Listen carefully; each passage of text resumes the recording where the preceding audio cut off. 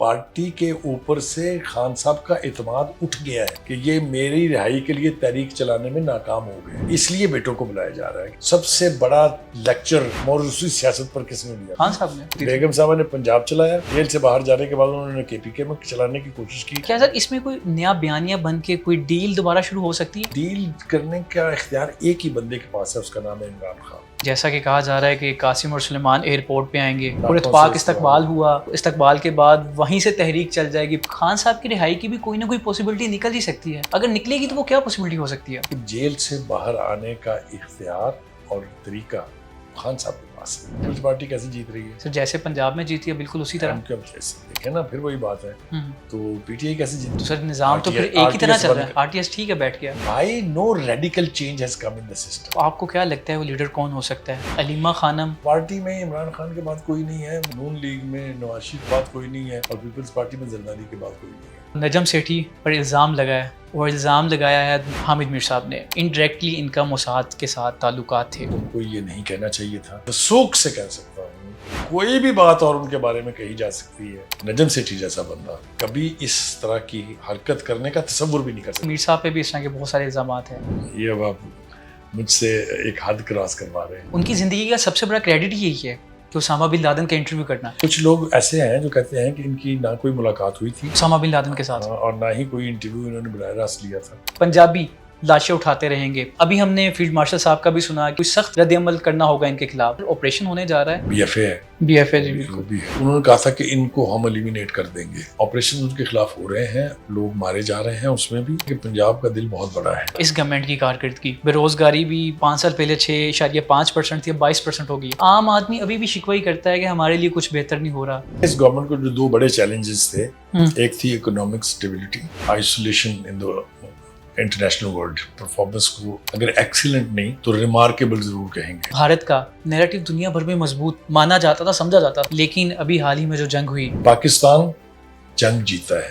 1971 में जो डिमोरलाइज हुई थी Pakistan army, that Pakistan army has come out of that phase. We have defeated an enemy which is 5 time larger than us. एक तो when you speak from the position of victory, दुनिया भर ने हमारी बात सुनी। पाकिस्तान ने जंग भी बड़े कमाल तरीके से जीती है और डिप्लोमेटिक वॉरफेयर जो जीरो हुई है मीडिया की क्रेडिबिलिटी इंडिया में, जितना रिस्पॉन्सिबली पाकिस्तान के मीडिया ने बिहेव किया है, ये वो चीजें हैं जिसके ऊपर हम वजह तौर पर फख्र। लाहौर में पानी आपने देखा, वासा को हम 155 अरब देते हैं सालाना। पानी था और बेपनाह पानी था। बारिश बहुत ज्यादा हो, हमारा सिस्टम जो है वो चौक हो जाता है उससे। जिस तरह दावा किया गया कि कहीं कोई पानी, बहुत जगह पे बहुत बुरा हाल था। एक सहाफी को क्यों मोहब्बत से इतना लगाव होता है? मोहब्बत ऐसा दरिया है कि बारिश थम भी जाए, इसमें पानी कम नहीं होता। सहाफियों को तहाइफ मिलते हैं, लोग उसको लफाफे की मद में ले लेते हैं। कभी एक्सपीरियंस किया आपने?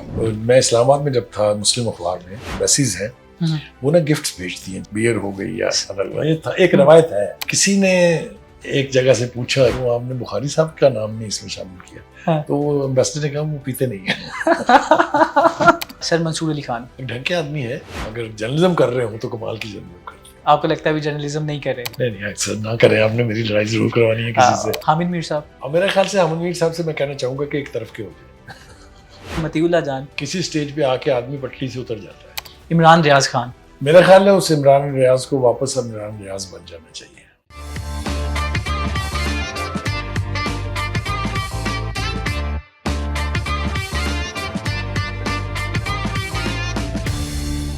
सलाम, खुशामदीद। मैं एहतशामुल्लाह बहलीम और आप पब्लिक पॉडकास्ट मुलाहिज़ा फरमा रहे हैं। आज हमारे साथ मौजूद हैं पाकिस्तानी सहाफ़त के जीते जागते लेजेंड। चाहे समाज की बात हो, चाहे सियासत की बात हो, चाहे मईशत की बात हो, ये राज खोल के रख देते हैं। इनका जो लहजा है, बेबाकी है, ये बहस को जन्म देती है। बहस फिर सनसनी फैलाती है। मैं इनका जितना तारुफ करवाऊंगा वो छोटा हो जाएगा, क्योंकि मेरे साथ आज जो शख्सियत मौजूद है, हम इनको सुनते हैं, इनसे बहस जन्म देती है, डिस्कशन होती है। जनाब सलीम बुखारी साहब, सर कैसे हैं? खैरियत से हैं? मैं ठीक हूँ, बिल्कुल। आप खैरियत से हैं? अल्हम्दुलिल्लाह। सर मैं समझता हूँ कि आप सहाफ़त के जीते जागते लेजेंड हैं। सर सलीम बुखारी को अगर खुद डिफाइन करें तो आप कैसे करते हैं? देखिए, मैं ना रैंकर हूँ, मैं ऊपर से छाता बरदार नहीं हूँ। मैंने इंटर्नशिप से अपनी कहानी शुरू की थी और मैंने कभी सोचा भी नहीं था कि मैं इतना आगे चला जाऊंगा। उसकी दो बुनियादी वजह हैं। एक तो ये कि I was a dedicated to journalism, जिसको कह सकते हैं ना, राइट। मेरा बाप मुझे कहा करता था तुम फिनाफुल जर्नलिज्म हो। हाँ। तो अगर आपने जर्नलिज्म करनी हो तो इट्स ए 24 आवर जॉब। हम्म। आप घर पे भी होते हैं तो अगर खबर कोई ब्रेक हो गई है तो आप हम्म। उस पर रिएक्ट किए बगैर नहीं रह सकते। हम्म। ना लिखें आप, ना बोलें टीवी पर, तब तो हम्म। नहीं होता था ये सब कुछ। तो इट्स ए टोटल डेडिकेशन। हम्म। दूसरा ये कि ऑनेस्टी। हम्म। आप अगर जेन्युइन जर्नलिज्म कर लें और टूल ना बने किसी के हाथों में, हम्म। तो भी आपकी ग्रोथ को कोई नहीं रोक सकता। ना आपका जो ऑनर और जो रिस्पेक्ट है अपनी कम्युनिटी में जर्नलिज्म की, उसको कोई डिनाई नहीं कर सकता। ये दो चीज़ें। सर हम आज की ये जो नशिस्त है, हम करंट टॉपिक्स पे बात करेंगे।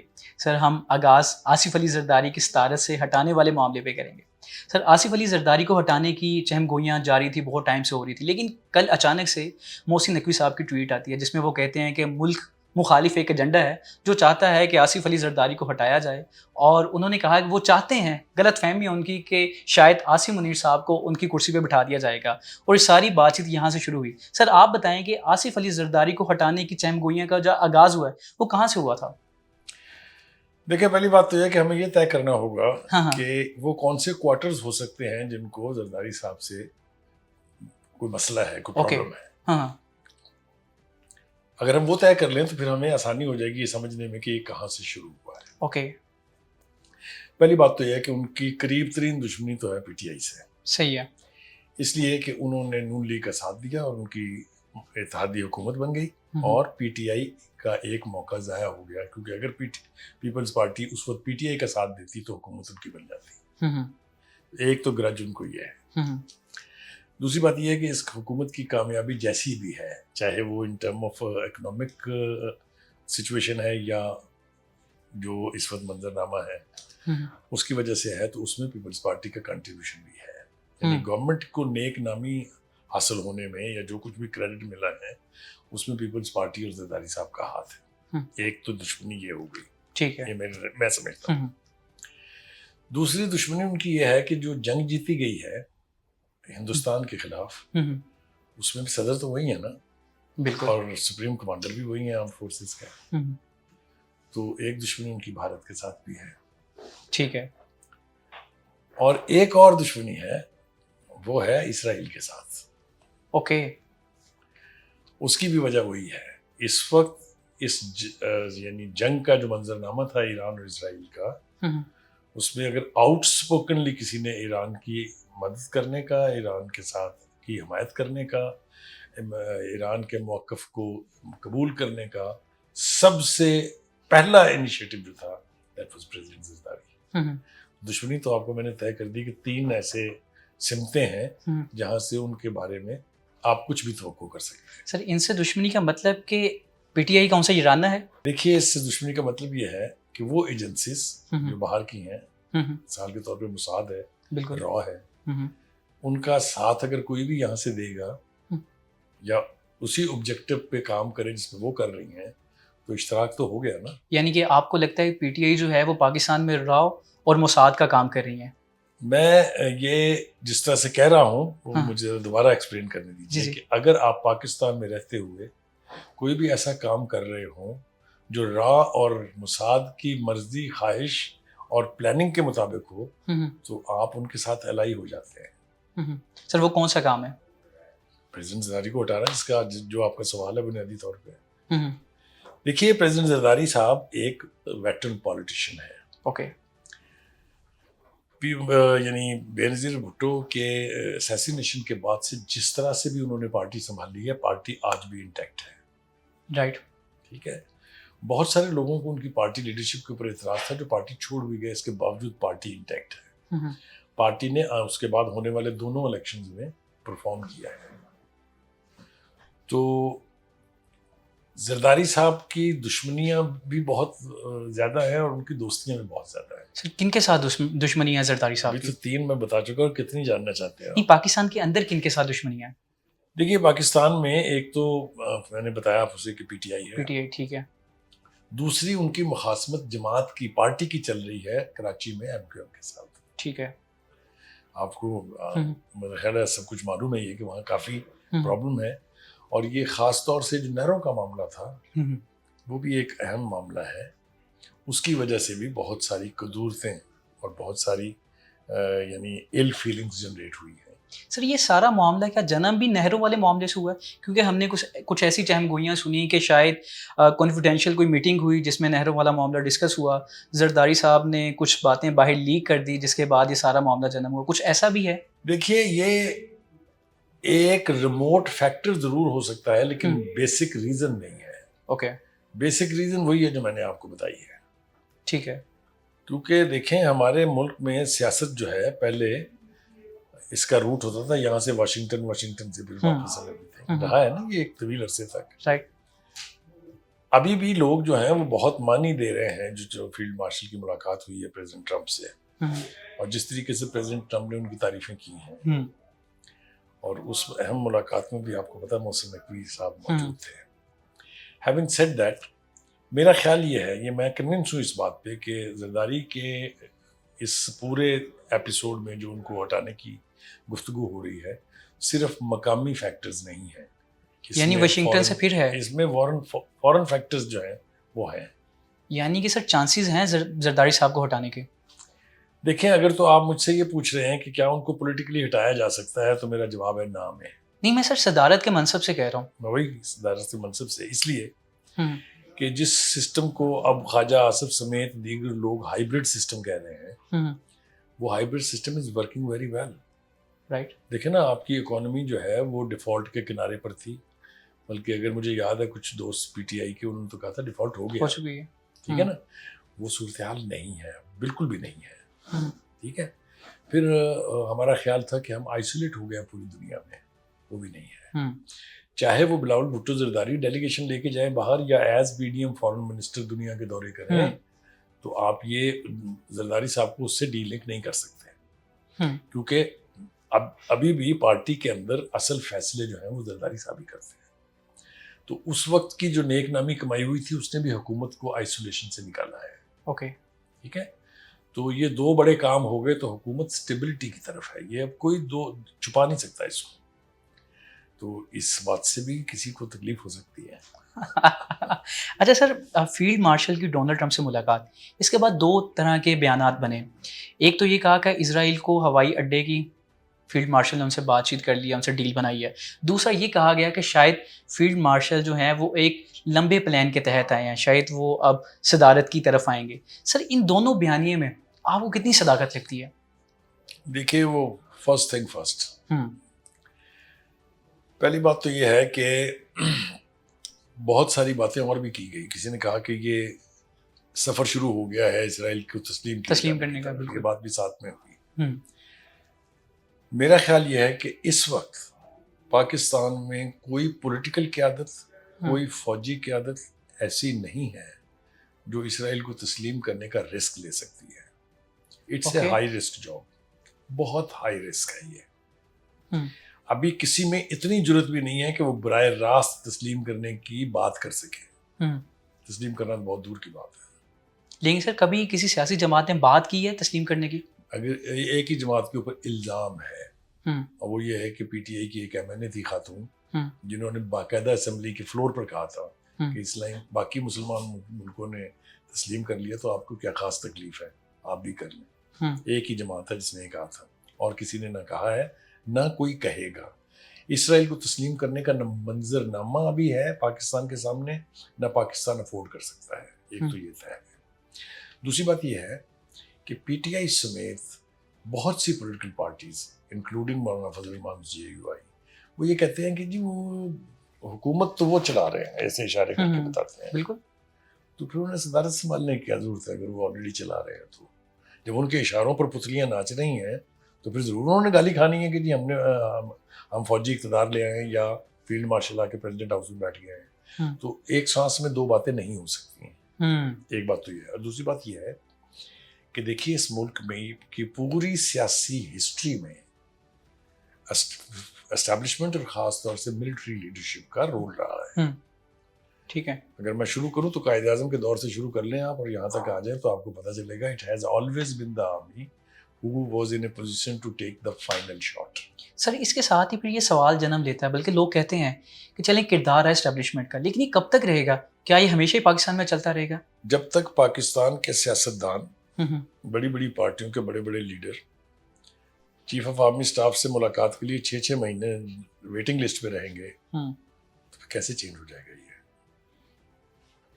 कोशिश की लोगों ने, नवाज किसने शरीफ की? ने कोशिश की, 3 हुकूमतें दी, पीपल्स पार्टी ने कोशिश की, 3 हुकूमतें दी, हाफ वे थ्रू चलता किया ना। कौन थे वो?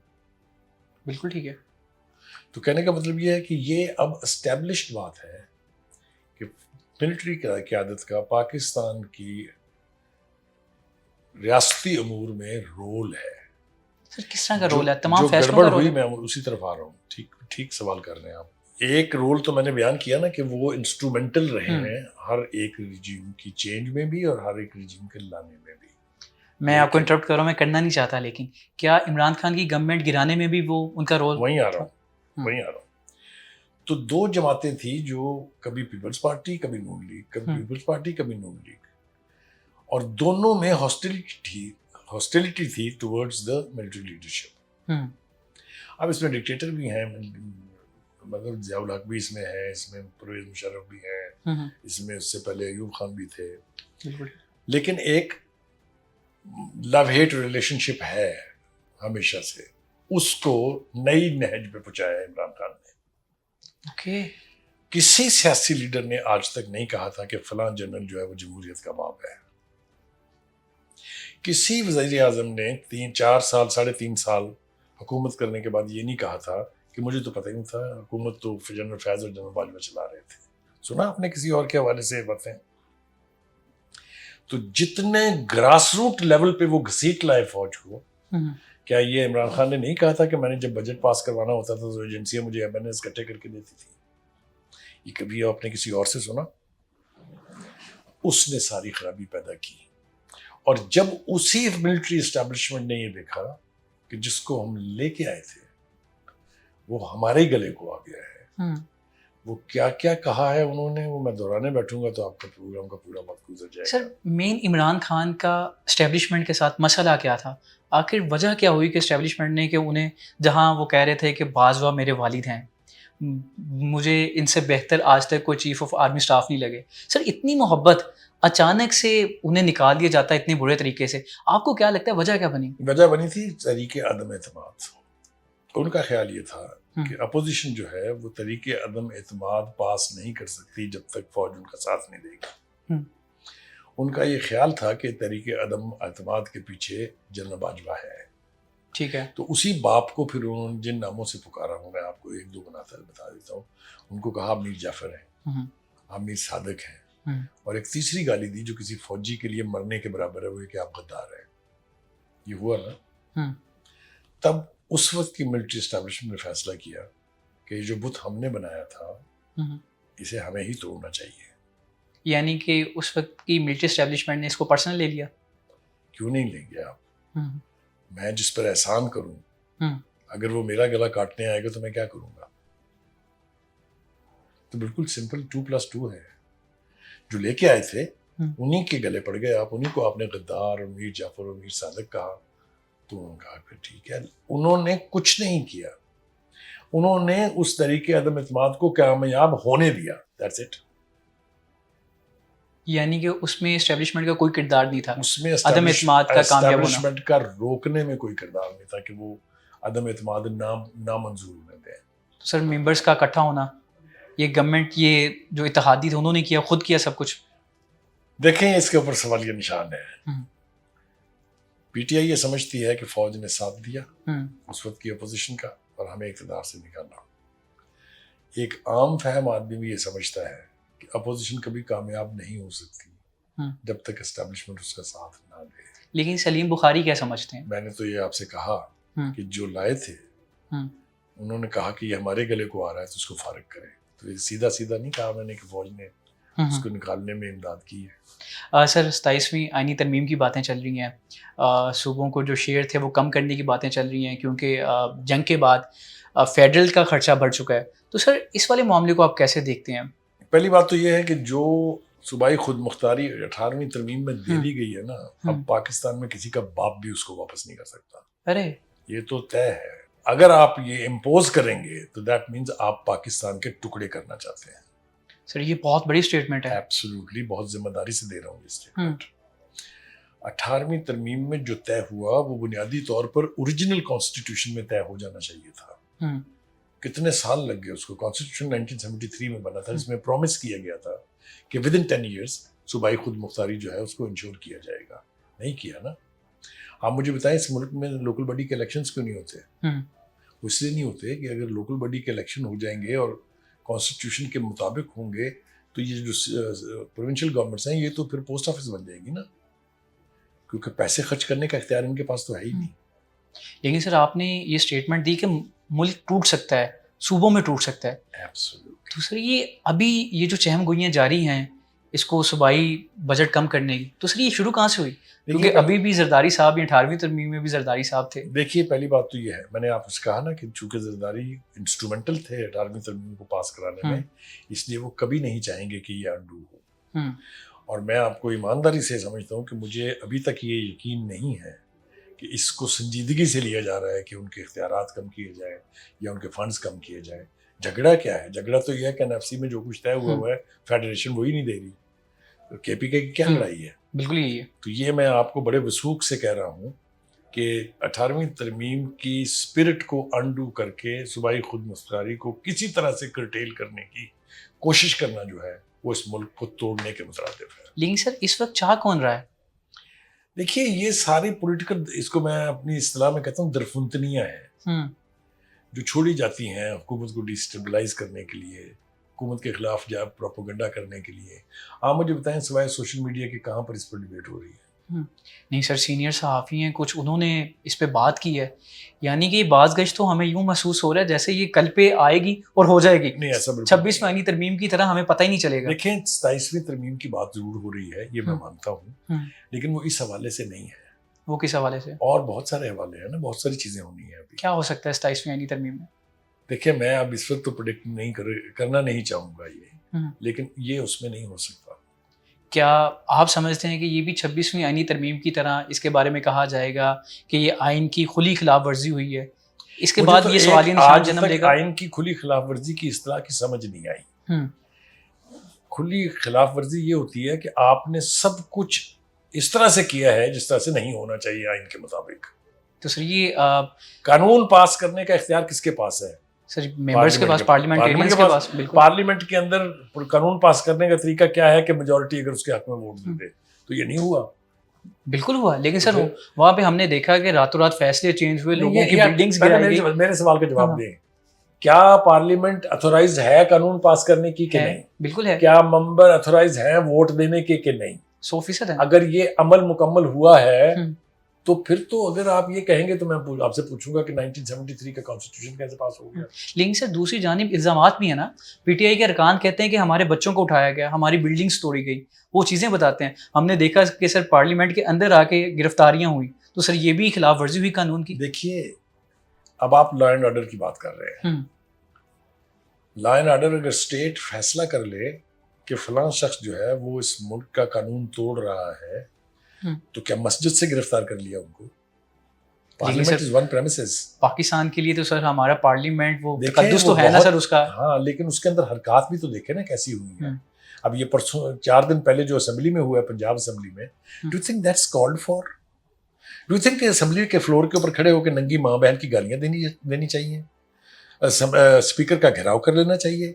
कहाँ लिखा है ये? देखें, मैं आपको वजह बताता हूँ इसकी। जब इलेक्शन हुए थे उसके फौरन बाद इमरान खान ने कहा था, अपनी पार्टी को हिदायत जारी की गई कि हम इस सिस्टम को नहीं चलने देंगे, पार्लियामेंट के अंदर भी नहीं चलने देंगे, पार्लियामेंट के बाहर भी नहीं चलने देंगे। यही कुछ किया उन्होंने, इसके अलावा कुछ नहीं किया। एहतजाज करने के अलावा, लॉन्ग मार्च करने के अलावा, इस्लामाबाद कैपिटल के ऊपर चढ़ाइयाँ करने के अलावा मुझे बताएं क्या किया उन्होंने? राइट, बिल्कुल ठीक है। तो कहने का मतलब ये है कि जो कुछ भी हो रहा है, this is with a purpose, not to let the system work. तो सर आप समझते हैं कि ये तो एक तरफ है, दूसरी तरफ साथ ही हमें मिलता है कि शायद पीटीआई के खिलाफ अदम एतमाद केपीके में लाई जा सकती है। आज हमने देखा खुर्शीद शाह की मौलाना फजलुर रहमान से मुलाकात भी हुई। तो सर क्या पीटीआई के खिलाफ केपीके में अदम एतमाद लाना इस वक्त की गवर्नमेंट के लिए आसानी है? देखिए, आसान तो नहीं है, इसलिए कि वहाँ उनके पास मेजॉरिटी है। हम्म, ये कैसे मुमकिन होगा मुझे इसका नहीं मालूम। अगर आप पीटीआई के लोगों को उसी तरीके से खरीद और फरोख्त करके लाएंगे तो ये आइन की भी वायलेशन है, अखलाकियात की भी, सियासत की भी, जमहूरियत की भी डिनायल है। Hmm, Maulana Fazal Rehman is on the record of having said कि हम नहीं करेंगे। ओके, इसी तरह अपने राणा सनाउल्लाह ने भी कहा कि हम नहीं इसका हिस्सा बनेंगे। ओके। अगर बनेंगे तो बहुत बहुत गलत करेंगे। लेकिन सर अगर इनका इत्तेहाद हो जाता है मौलाना फजलुर रहमान के गवर्नमेंट के साथ, तब तो फिर मुशावरत के साथ ही होगा, बाहमी मुशावरत के बाद फैसला होगा। देखिए, इस वक्त वहाँ पर जो पार्टी पोजीशन है हम्म, वो इसको जस्टिफाई नहीं करती है कि एक अक्सरीती जमात को आप छुट्टी करा दें अदम एतमाद से। ओके। अगर आपने वही अमल दोहराना है जो इससे पहले होता रहा है, हम्म, आई थिंक ये ना ही पाकिस्तान के साथ कोई नेकी है, हम्म। ना ही जमहूरियत के साथ कोई नेकी है। लेकिन सर मेरा नहीं ख्याल हम्म। कि इस वक्त कोई भी ये अफोर्ड कर सकता है कि इतनी बड़ी साजिश करके पीटीआई को केपीके से निकाल दे। लेकिन क्या ये बातें चल रही हैं अदम एतमाद की? जी बिल्कुल चल रही हैं। हो सकता भी है, पॉसिबिलिटीज में है। देखिए, इसमें दो तरह का के लोगों ने कंट्रीब्यूट किया है। एक तो जो पीटीआई से बाहर की सियासी जमातें हैं और पीटीआई के साबका लीडरान हैं, और दूसरी तरफ खुद माशाल्लाह पीटीआई ने भी उसमें बड़ा रोल अदा किया है। वो कहते हैं ना कि वो एक शरीफ आदमी बस स्टैंड पे खड़ा था, एक खातून आके साथ खड़ी हो गई, 2 मिनट के बाद उसने कहा तू मुझे छेड़ेगा। उसने कहा नहीं भाई, मैं तो बहन माँ बेटियों वालों, मैं तुम्हें क्यों छेड़ूंगा। 2 मिनट के बाद उसने फिर कहा तो फिर छेड़ा ना उसने। तो मतलब कहने का ये है कि अगर आप बार बार मुझे कहेंगे कि हुकूमत अदम एतमाद ला रही है या अदम एतमाद के लिए कोशिशें हो रही हैं तो फिर करेंगे वो कोशिशें। क्या खूब मिसाल दी आपने। सर हाल ही में बड़ा एक दर्दनाक वाकया पेश आया सवात में। ये पहला वाकया नहीं था, इससे पहले भी केपीके में ऐसे वाकयात होते रहते हैं। सर सोशल मीडिया पे हमने देखा कि अली अमीन गंडापुर खुद हेलीकॉप्टर इस्तेमाल कर लेते हैं, रेस्क्यू की गाड़ियाँ भी दिखाते हैं जब उन्होंने पेशावर से इस्लामाबाद डी चौक की तरफ धावा बोलना होता है। तो सर वो अचानक से वो तमाम जो रेस्क्यू की गाड़ियाँ हैं, वो हेलीकॉप्टर हैं, कहाँ चले जाते हैं? देखिए, हुकूमत जब अपने काम करने की बजाय नेगेटिव एक्टिविटीज में मैसिवली इन्वॉल्व हो जाएगी तो फिर इस तरह के वाकयात होते रहेंगे। मैं इससे पीछे ले चलूंगा आपको। पारा चनार खुर्रम एजेंसी का मामला कितने महीनों से नहीं बल्कि सालों से चल रहा है। बिल्कुल सर। उनके पास वक्त नहीं था जब तक वो अनफॉर्चुनेट इंसिडेंट नहीं हुआ। उसके बाद अब आप ढा रहे हैं वो मोर्चे जो उन्होंने बनाए थे, जब बन रहे थे तब कहाँ थे? पॉइंट। ठीक है ना, यही हाल यहाँ हुआ है। ये जब सैलाब आता है खासतौर से नॉर्दर्न एरियाज में तो कितनी तबाही होती है, ये हम हर साल देखते हैं इसको। राइट। वहाँ जो होटल रिवर बेड के ऊपर बन गए, किसने बनने दिए? किसकी हुकूमत है वहाँ पिछले 12 साल से? सर उसको बाकायदा तौर पे पास किया गया है। Who is responsible then? एक दूसरी बात यह कि जब आपका फोकस किसी दूसरी तरफ है तो इंसानी जानों की परवाह फिर नहीं रहती। 1.5-2 घंटे तक वो लोग स्टीले पर बैठे रहे, चिल्लाते रहे और दुनिया देखती रही। टीवीज पर, स्क्रीनों पर चलता रहा। Nobody moved. वहाँ हेलीकॉप्टर भी है, एक से ज़्यादा है, 2 है।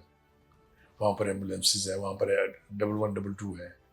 ये सारे लोग जो हैं उस वक्त तक मूव नहीं करते जब तक टॉप पानी तो निकलता नहीं है बारिश का, जब तक चीफ मिनिस्टर खुद ना आ जाए बाहर। तो कहने का मतलब ये है कि जब तक चीफ एग्जीक्यूटिव उस सूबे का खुद इन चीजों पर फोकस नहीं करेगा तो कैसे होगी? सर 15 मिनट के फासले पे डिप्टी कमिश्नर का ऑफिस था, 22 मिनट के फासले पर रेस्क्यू की, लेकिन 2.5 घंटे से 2-2.5 घंटे कोई भी नहीं पहुंच सका। वेरी अनफॉर्चुनेट वाकया। मैं आपको बताऊं कि किसी से बाहर अगर आप बात करें, कोई ये मानने के लिए तैयार नहीं होगा कि इस तरह लोगों की नजरों के सामने 10 लोग एक फैमिली के जो है वो सैलाब में बह गए। ये कोई मानेगा नहीं कि हो सकता है। सो केपीके के लोग क्यों अपने आप के साथ बुरा कर रहे हैं? क्यों अली अमीन गंडापुर, हमने देखा कुछ लोग निकले बाहर, उन्होंने कहा खुलेआम के या हम अली अमीन गंडापुर से इख्तलाफ करते हैं, लेकिन अभी भी बहुत सारे लोग साथ हैं। इसकी वजह सिर्फ इमरान खान ही है। यस, पार्टी में किसी की कोई हैसियत नहीं है अनलेस उसके ऊपर इमरान खान की स्टैंप ना हो। ये एक रियलिटी है, इसका सामना करना चाहिए। और ये मैं ब्लेम नहीं करता इमरान खान को, ये बाकी पार्टियों का भी यही हाल है। मतलब पीपल्स पार्टी में आप तसव्वुर कर सकते हैं कोई चीज़ हो सकती है जरदारी साहब की मर्जी के बगैर, और नून लीग में हो सकती है कोई चीज़ नवाज शरीफ की मर्जी के बगैर। बिल्कुल मैं जिम्मेदारी से ये कह रहा हूँ कि इस किस्म के लैप्सेस की जिम्मेदारी टॉप पार्टी लीडरशिप पे होती है हमेशा। सर ये हमने केपीके गवर्नमेंट की नाअहली की बात की, तो सर केपीके की गवर्नमेंट कुछ पंजाब की गवर्नमेंट पे भी इल्ज़ामात लगाती है, उन्हें भी कहती है नाअहल है। अभी ये हाल ही में हमने देखा बैरिस्टर सैफ ने इल्ज़ाम लगाया कि पंजाब गवर्नमेंट में 10 खरब की करप्शन हुई है। तो सर ये पीएमएलएन की जो गवर्नमेंट है वो कहती है, तरदीद कर रही है कि ऐसा कुछ भी नहीं हुआ, हमें कुछ बताएं, शवाहिद दें। उनके पास शवाहिद कुछ नहीं है। मैं ना आपको एक आखिरी उस बयान जो है चीफ मिनिस्टर पंजाब का, हम्म, उन्होंने पब्लिक रैली में चैलेंज किया है हम्म, कि कोई आदमी मेरे किसी फैसले में एक पैसे की करप्शन साबित कर दे तो मैं सियासत तक छोड़ने के लिए तैयार हूँ। It's a very strong statement. ये एक, वो कहते हैं ना, एक हवा बन जाती है हर बाइख्तियार आदमी के बारे में। पंजाब में जो सबसे बड़ी हवा है वो ये कि जो काम मरियम नवाज अब कर रही हैं पिछले 1.5 साल से, वो तो शहबाज शरीफ के दौर में भी नहीं हुआ। Okay, and this is visible. यानी मरियम नवाज साहिबा की परफॉर्मेंस शहबाज शरीफ से अच्छी है। एब्सोल्युटली, कोई दो राय नहीं इसके बारे में। आप ग्रास रूट लेवल पे जाके पूछ के देख लें। जितने नए प्रोजेक्ट्स उसने लॉन्च किए हैं, जितने उसने एग्जिस्टिंग प्रोजेक्ट्स को रीएक्टिवेट किया है, जिस तरह अवाम तक उसकी रसाई है, जिस तरह वो पहुंच रही हैं, उसका बदतरीन दुश्मन भी उसकी तारीफ कर रहा है। ये जो है ना सैफ साहब, ये रखे ही गए इस काम के लिए। वो सिर्फ ऐसा बयान देते हैं कि कोशिश करते हैं कि तवज्जो जो है केपीके से हट जाए। लेकिन मैंने आपको इतना बड़ा चैलेंज बताया है, उनके पास अगर कोई सबूत है तो ले आए ना भाई, प्रोसिक्यूट करना चाहिए ना उसको। अदालत में केस कर दें आपके, आपने 10 अरब रुपए की करप्शन की है। सिर्फ ज़बानी इल्ज़ाम लगा देने से कुछ नहीं होता है। तो सर ये गवर्नमेंट पी का इस्तेमाल करे ना, उनके खिलाफ केस करते हैं इस तरह के इल्ज़ामात पे। देखिए बात यह है, बहुत कुछ तो हो रहा है। उनके अपने अंदर के जो अदारे हैं उनकी रिपोर्ट्स पढ़ लिया। ओके, जो उनका वो जिसको जंगला बस कहते थे, वो जो प्रोजेक्ट था जो 29 अरब के पता नहीं, जी जी बिल्कुल, उससे शुरू होकर 27 तक पहुंच गया। उसमें करप्शन का हाल ये है कि एडीबी जो एशियन डेवलपमेंट बैंक है, जिसने वहाँ फाइनेंसिंग की थी, उसने कहा था 7 अरब की करप्शन है, कोई बोला उस पर। और उसके ऊपर केस पड़ा हुआ है। वहाँ की जो वो थी ये अकाउंटेबिलिटी ब्यूरो, वो बंद कर दिया भाई उन्होंने। तो मतलब है, इल्ज़ामात तो बहुत खौफनाक नौयत के हैं। केपीके गवर्नमेंट की एफिशिएंसी के बारे में आप किसी शख्स से, यहाँ को छोड़ दें पंजाब को, तो आप वहाँ से जाके केपीके से पूछ लें, आपको पता चल जाएगा। ये 11 करोड़ वाले बिस्किट का भी चला था। मैंने कहा है ना कि वो छोड़, मतलब आप देखें कि मैंने जो बात शुरू में कही, मैं रिपीट कर रहा हूँ अपनी, कि जिस शख्स का फोकस सूबे के अमूर चलाने की बजाय इमरान खान की रिहाई पे फोकस्ड हो, वो फिर काम तो नहीं करेगा ना। जो चीफ एग्जीक्यूटिव अपने सूबे में काम नहीं करता, उसके नीचे थिंग्स गो हेवायर, बिल्कुल लावारसी हो जाती है चीज़। सर हाल ही में हमने देखा शाह महमूद कुरैशी, यास्मीन राशिद, महमूद रशीद, इजाज़ चौधरी, उमर सरफराज चीमा की तरफ से इमरान खान साहब को खतूत लिखे गए। दूसरा ख़त भी लिखा गया अभी हाल ही में, तो कि मुज़ाकरात की बात करें आप, लेकिन खान साहब ने मुस्तरद कर दी है। दूसरी जानब उन्होंने कहा हम तहरीक चला रहे हैं। सर ये तो हमें डिवीजन नज़र आ रही है कि जो असीरान हैं उनके अपने, वो भी मुखालफत कर रहे हैं, जो बाहर हैं किसी की तबीयत ख़राब हो रही है और कुछ कैसा कह रहे हैं। सर इतनी डिवीजन में तहरीक चलाना पीटीआई के लिए मुश्किल नहीं होगा? नहीं चल रही ना। आप देखें ना, मैं आपको बहुत पीछे नहीं ले जाता। अडयाला जेल के बाहर एक बहुत बड़ा प्रोटेस्ट होना था, जिस पर काफिले बलूचिस्तान से आने थे, सिंध से आने थे, याद है ना आपको? बहुत बड़ी तहरीक का आगाज होगा, हुई। उसके बाद उन्होंने कहा कि हम अशूरे के बाद तबाही मचा देंगे, हुई। 1 महीने की भी डेट दे दी उन्होंने। उसकी वजह यह है कि जिन लोगों ने उनके लिए काम किया था, खासतौर से 9 मई, उनको डिसोन किया उन्होंने। इमरान खान साहब ने कहा ये तो हमारे बंदे ही नहीं है, और फिर थोड़े से गैप के बाद कहा कि ये तो एजेंसी के लोग थे। जब वर्कर को इस तरह आप डिसोन करेंगे तो वो आपके कहने पे नहीं निकलेंगे ना। पीपल्स पार्टी पंजाब की लार्जेस्ट पार्टी थी कि नहीं थी? ठीक, बिल्कुल ठीक है। बेनजीर भुट्टो जब वापस आई 88 में, याद है आपको क्या हुआ था यहाँ? सॉरी 86 में, यानी एयरपोर्ट से लेके और अपने यादगार पाकिस्तान तक लोग ही लोग थे। कहाँ गई वो? खत्म। पिछली इलेक्शन में 1 सीट थी उनके पास, और इस इलेक्शन में 7 सीटें हैं। तो कहने का मतलब ये है कि जब वर्कर को लीडरशिप डिसोन कर दे तो फिर पार्टियों का हाल यही होता है। लेकिन सर पीटीआई के लोग तो निकलते हैं, कारकुन तो मैंने निकलते हैं आपको सर। 3-4 मिसालें दी, अगर आप कहें तो मैं इनको 8 कर देता हूँ, नहीं निकले लोग। नहीं सर, ये हमने देखा 26 नवंबर को सर निकले हैं लोग, दफा 10 144 लाख का निफाज हो जाता है सर। करेक्ट, 10 लाख लोगों ने आना था ना, हम्म, तो वो कितने लाख लोग आए वो तो आपने देख लिए। लेकिन और सर पहला लिखा है। झटका पड़ा है तो उसके बाद कहाँ गए वो भी आपने देख लिए। लेकिन सर जब आप रास्ते बंद कर देंगे, उनके घरों से उठा लिया जाएगा, तो Correct. सर वो कहाँ जाएंगे वो बेचारे? बिल्कुल आपका सवाल ठीक है। आप ये बताइए कि कहाँ लिखा है ये कि आप इस कैपिटल के ऊपर चढ़ाई करें। लेकिन सर प्रोटेस्ट के लिए तो जा सकते हैं। कि आपको पिछली दफा उससे पिछले प्रोटेस्ट में कहा था कि आप F9 पार्क से आगे नहीं जाएंगे, हम्म, सुप्रीम कोर्ट ने कहा था, ठीक है। माना उन्होंने। इसमें तो आप चाहते ही हैं कि वो डी चौक जाके और फिर उसके बाद डिप्लोमेटिक एनक्लेव में घुस जाए। एक रेड जोन लेकिन क्रिया, वो- एक रेड जोन करार दिया हुआ है ना, नहीं देगा आपको कोई भी इजाजत। सर वो जब कहते हैं ये थे इन्होंने भी इजाजत नहीं दी थी किसी को वहां जाने की। सर वो कहते हैं हम जमहूरी पार्टी, हम अमन वाला प्रोटेस्ट तो करेंगे। आपने उनके उनके साथ, प्रोटेस्ट में लिखा होता है अमन आप अमन मुझे एहतजाज। कोई एक प्रोटेस्ट पीटीआई का बता दें जिन्होंने पिछले 4 साल में प्रोटेस्ट के अलावा कुछ नहीं किया जो पूरा मन रहा हो, जल्दी से बताएं। नहीं सर, अगर इधर से रिटेलिएशन होगी सर, फिर वो कहाँ पूरा मन रहेंगे? एक बात मैं आपको बताऊं, हम्म, तारीख उठा के देखें, हम्म, जो इनका धरना था इस पार्लियामेंट के बाहर, हम्म, उसमें एसपी नेकोकार के साथ क्या हुआ था, कुछ याद है आपको? Right sir. किसी ने बिल्कुल नहीं ठीक रोका है। था ना उनको। हम्म, तो कहने का मतलब ये है, पीटीआई पीटीवी पे आप चढ़ दौड़े, प्राइम मिनिस्टर हम्म। हाउस पे आप चढ़ दौड़े, पार्लियामेंट की जंगलें आपने तोड़ दी है। हम्म। आप कहते हैं पूरे मन एतमाद करेंगे। वो निकल रहे हैं, गंडापुर साहब कहते हैं हमने अपनी माओ को कह दिया हमारे जनाजे पढ़ ले, इस दफा हम आएंगे तो असला लेके आएंगे साथ, हम बराबरी करेंगे। ये किड़े पीसफुल प्रोटेस्ट की बात कर रहे हैं आप? तो सर क्या इनको बैन कर दिया जाए, क्या किया क्या जाए फिर इनके साथ? देखें, बात यह है कि पॉलिटिकल पार्टीज जो है उसको हम्म। बैन करने के हक में तो मैं कभी नहीं हूँ। हम्म। जो 1-2 दफा हुई थी वो भी गलत था। ठीक है। पार्टियां बैन नहीं होनी चाहिए। हाँ, पार्टियों को अपना रवैया दुरुस्त करना चाहिए। आप समझते हैं पीटीआई का रवैया बिल्कुल ठीक नहीं है? पीटीआई जब तक डेमोक्रेटिक तरीके से मुज़ाकरात पर नहीं आएगी, जिसका एक दफा आगाज हुआ था स्पीकर नेशनल असेंबली के, उसमें कोई रास्ता नहीं मिल रहा है, इसलिए कि फौज उनसे बात नहीं करेगी। लेकिन सर वो कहते हैं कि हम इनसे क्यों बात करें, इनके पीछे तो एस्टेब्लिशमेंट है, वो हमारे साथ डायरेक्ट बात कर लें। जब आप हुकूमत में तो आपके पीछे क्या था? राइट, एस्टेब्लिशमेंट थी। अब आप जो काम आप, वो कहते हैं ना कि जब एक उंगली आप किसी की तरफ उठाते हो तो 3 आपकी तरफ होती हैं। ये जो कुछ इन्होंने किया था, ये उसका मुकाफाते अमल है। ये भी सुबह से शाम तक कहते थे किसी को नहीं छोड़ूंगा, जेलों में भेजूंगा। एफआईए के डीजी को बुला के कहते थे मुकदमे बनाए चाहे झूठे हैं, I want to see them in jail. तो यही होगा ना आपके साथ भी। वो ऊपर भी तो बैठा है ना एक, कि नहीं? वो जो हमने बुजुर्गों से मिसाल सुनी कि किसी के लिए गड़ा खोदेंगे तो एक दिन आप खुद भी गिरेंगे उसमें। ये सारा रिवाज खान साहब ने खुद डाला था, जो कुछ उनके साथ हो रहा है। बिल्कुल ठीक है।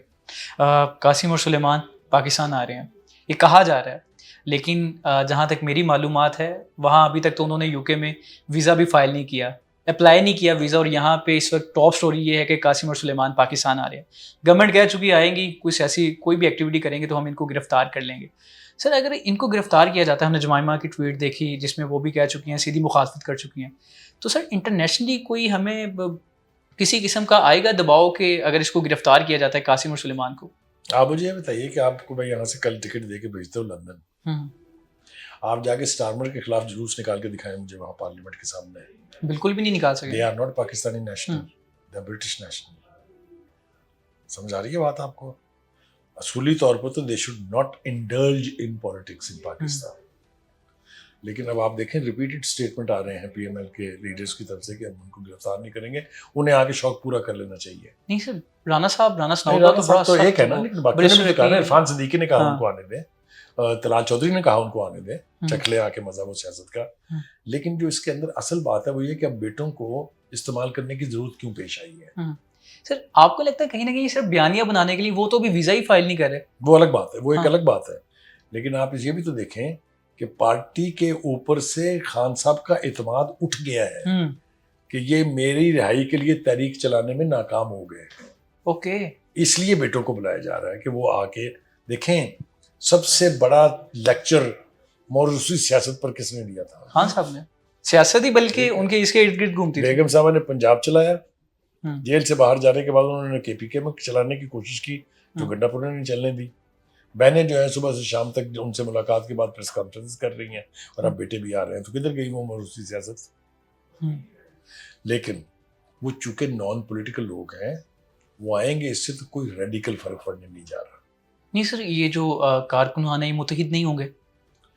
आप देखें तमाशा, wait wait a little and you will see. लेकिन आपकी फिर भी क्या देखिए प्रेडिक्शन क्या है, पार्टी में क्या होगा? इतनी धड़ेबंदियां हैं। क्या सर इसमें कोई नया बयानिया बन के कोई डील दोबारा शुरू हो सकती है? डील, हाँ। देखिए डील करने का इख्तियार एक ही बंदे के पास है, उसका नाम है इमरान खान। नहीं नहीं, दूसरी जानिब से सर। इधर से नहीं, इतना बड़ा प्रेशर बिल्डअप होने नहीं जा रहा है कि दूसरी साइड जो है वो अल्टीमेटली रिकनसाइल करने के लिए पहुंचे। लेकिन जैसा कि कहा जा रहा है कि कासिम और सुलेमान एयरपोर्ट पे आएंगे तो उनका बड़ा कोई लाखों पुरतपाक से इस्तकबाल हुआ होगा। इस्तकबाल के बाद वहीं से तहरीक चल जाएगी, 5 अगस्त में वो तहरीक जो अपना जोर पकड़ जाएगी, शायद कुछ बड़ा हो जाएगा। एक प्रोवर्बियल सेइंग है, हाँ। That we will cross the bridges when they will come. आने दे, देखते हैं उनका कैसा इस्तेमाल होता है। जी सर, सियासत को आर्ट ऑफ पॉसिबिलिटीज़ कहा जाता है कि हमेशा सियासत पॉसिबिलिटी पे चलती है। तो सर खान साहब की रिहाई की भी कोई ना कोई पॉसिबिलिटी निकल ही सकती है। अगर निकलेगी तो वो क्या पॉसिबिलिटी हो सकती है? देखिए इरफान सिद्दीकी बड़े समझदार आदमी, उन्होंने एक बड़ी खूबसूरत बात कल ही कही है। वो कहा है कि जेल से बाहर आने का इख्तियार और तरीका खान साहब के पास है। सर वो क्या तरीका हो सकता है? He has to take the right democratic course.